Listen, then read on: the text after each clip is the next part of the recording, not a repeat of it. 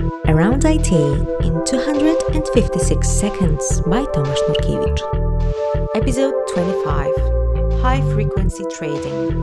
According to some estimates, even half of the trading volume in the American Stock Exchange is generated by computers. Specifically, computer programs that make trading decisions in a split of a second. They may buy stock to sell it a few milliseconds later. With very minimal profit, this process repeated thousands of times per day can make a solid return. How do such systems work? There are multiple strategies, but most of them require extremely fast algorithms running close to the physical stock exchange. The speed is crucial, and that's what makes HFT so interesting. A trading bot can easily read social media and within microseconds decide whether particular news is good or bad. That can lead to a stock exchange going up or down. For example, a president tweets about a new special tax relief for the pharmaceutical industry. A computer program almost instantaneously buys some stocks from the pharma companies and sells them seconds later, before other computers do the same. Human traders stand no chance. Interpreting social media and other online sources is just one strategy. Another one is even more reliant on speed.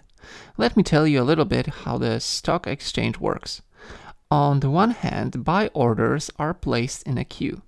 On the other hand, sell orders for the same stock are queued as well. Queues are sorted by price, and when the buyer with the highest offer meets the seller with the lowest one, the transaction is executed. Low latency trading works when the same stock can be traded in two different exchanges, for example New York and Chicago. When one trader wants to buy in Chicago and a corresponding sell order is placed in New York, we can execute a transaction. That's of course when these two stock exchanges know about each other. However, when an algorithm knows about these two orders in advance, it can make corresponding orders locally and make a little bit on so-called spread. How is it possible to know about these orders faster than stock exchanges themselves? Well, for example, by communicating via lasers and microwaves, which travel faster than, well, light. Light in fiber optics, obviously, as opposed to ideal vacuum. Also, having a server closer to the stock exchange's data center is important. How close? Well, it's not uncommon to rent space in the buildings right next to the stock exchange. As you can see, algorithms alone don't need to be particularly sophisticated. However, they are super optimized. Some techniques employed by HFT are a bit controversial.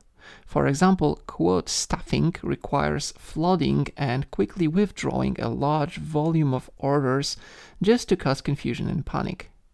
Also, algorithms can make money where humans are simply incapable of. Our reaction times are several orders of magnitude slower. It can also be dangerous to the owners of such algorithms.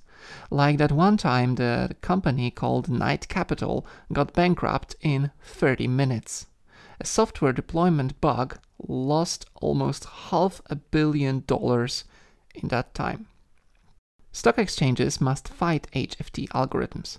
Well, maybe not fight, but make sure the market is fair. They are installing faster network connections, time is synchronized with atomic clocks and GPS to support nanosecond precision. But the market is so big that investors are willing to spend even more in this arms race. Customized hardware and top-notch developers are working hard to squeeze every microsecond and win against other machines. That's it. Thanks for listening. Bye.